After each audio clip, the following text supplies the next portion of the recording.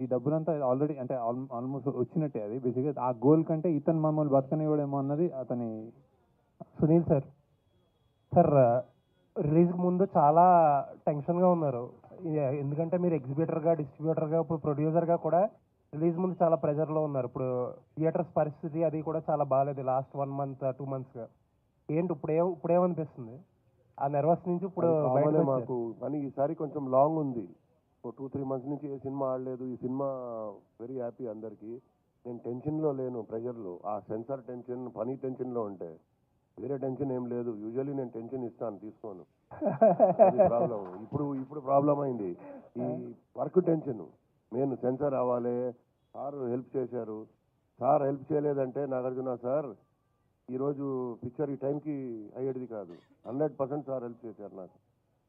Sir అందరూ మాట్లాడుకుంటున్న ఒక మాట, ఈ టికెట్స్ గురించి జనాలు థియేటర్కి తీసుకురావడం గురించి చాలా ఓకల్గా మాట్లాడారు మీరు. బట్ లాస్ట్ మినిట్లో టికెట్ ప్రైస్ ఇంక్రీజ్ చేయాల్సి వచ్చింది. ఏం ఇంక్రీజ్ చేయాలి? ఎక్కడ ఇంక్రీజ్? ఆంధ్రాలో 75 రూపీస్, 75 రూపీస్ చేయలేదు, 25-50 చేసాం. అక్కడ మరే తక్కువ ఉన్నాయి కొన్ని. ఓకే, మరే 100 రూపీస్ ఉంటే 150 రూపీస్ ఉంటే 175 చేశారు అంతే. 25 రూపీస్ మాక్సిమం చేశారు. ఎక్కడ టికెట్ ప్రైస్ 75 రూపీస్? ఇంక జియో అట్లా తీసుకున్నారు అప్ టు 75 రూపీస్ అని. ఎందుకంటే మేము అక్కడ అమ్ముతాం సినిమా. అమ్మితే డిస్ట్రిబ్యూటర్ ఏమంటాడు, అసలు కనీసం రేట్స్ లేవు, మేము ఎందుకు ఇవ్వాలి ఈ రేట్ అంటే దానికోసం తీసుకున్నాను. ఇక్కడ హైదరాబాద్లో ఏం పెట్టాం చూడండి, మల్టీప్లెక్స్లో 200, కొన్ని చోట్లు 250, కొన్ని single theatres 175, 150, B class, C class 100 rupees, 110. ఎక్కడ పెంచలేదు చూడండి మీరు. బాగా రీజనబుల్గా పెట్టాం.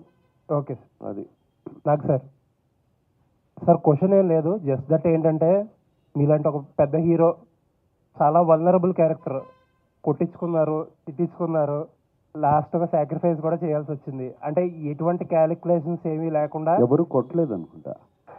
ఓకే, ధనుష్ గారు ఆల్మోస్ట్. ధనుష్